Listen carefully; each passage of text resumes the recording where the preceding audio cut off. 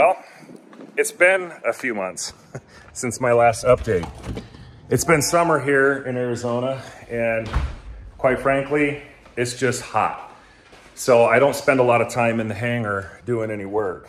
I work until about the first part of June. After that, the air conditioner in the hangar just has to work a little too hard, and it just doesn't make sense.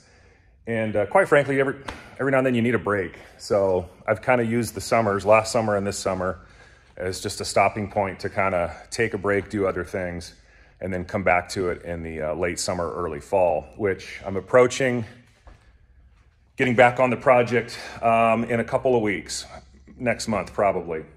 I've got a vacation I'm going to take at the end of October, but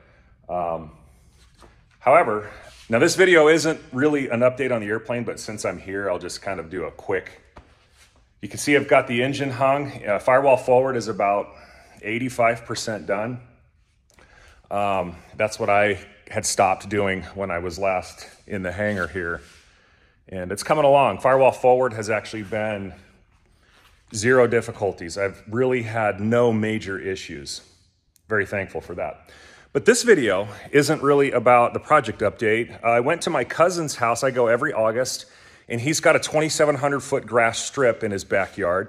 And he's in southern Michigan, northern Indiana border. He's just right across the border. And he's got a nice little place with a grass strip. So I go out every August, and this year he has a 2001 Skyboy, Interplane Skyboy. It's got a Rotax 912 ULS, and he spent a year and a half refurbishing it, I guess I would say. He took the engine off, he went through the entire engine, went through the airframe, fixed a lot of stuff, and he got it flyable while I was there on my vacation just a couple weeks ago.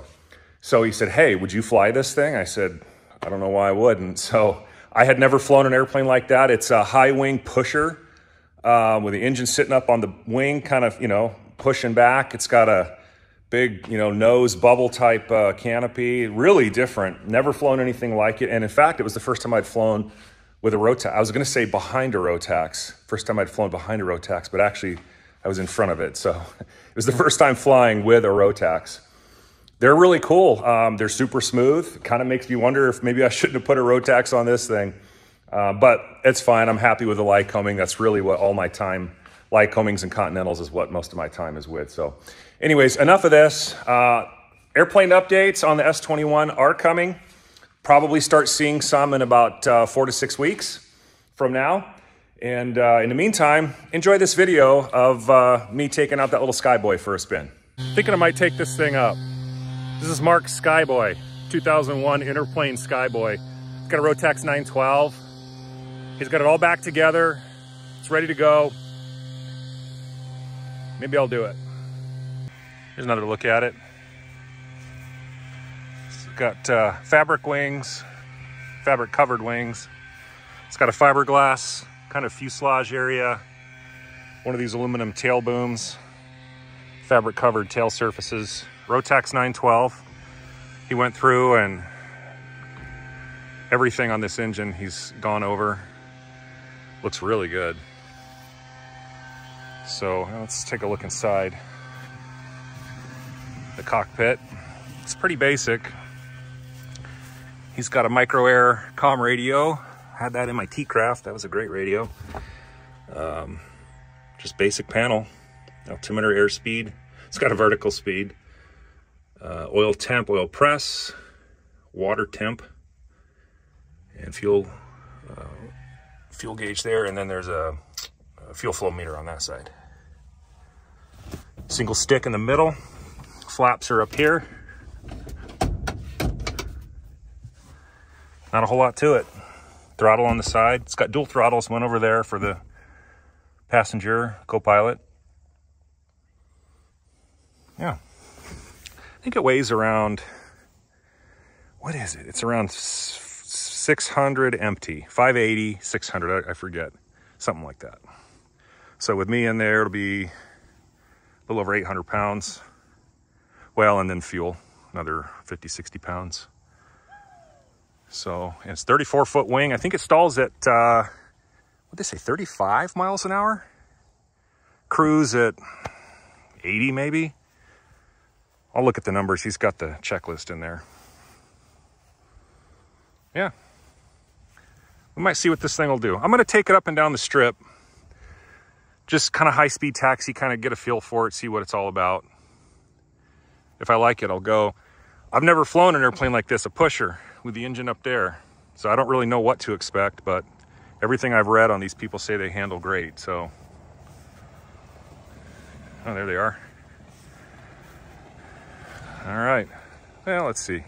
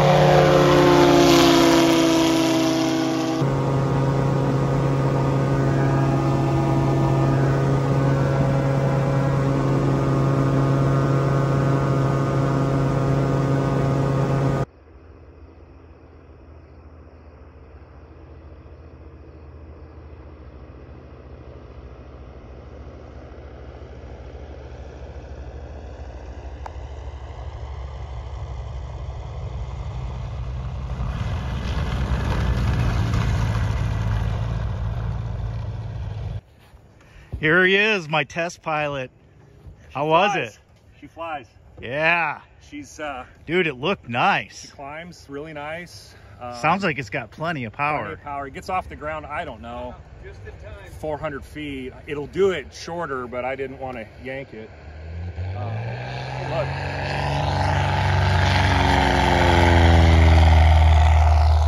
But yeah, it flies good. It's really sluggish on the roll control. I'm like slamming the stick and it's like starting to go. I jab in some rudder and it brings it around.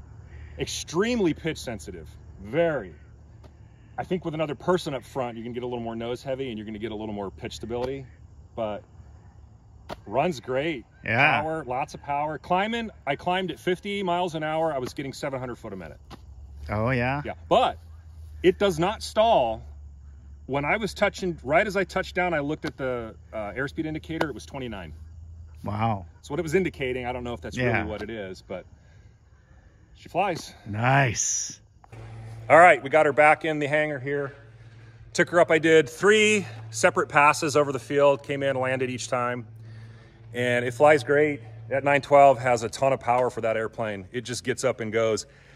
Probably, I was airborne in probably 400 feet, and honestly, if you did it right, you could probably do it in 300. She flies good.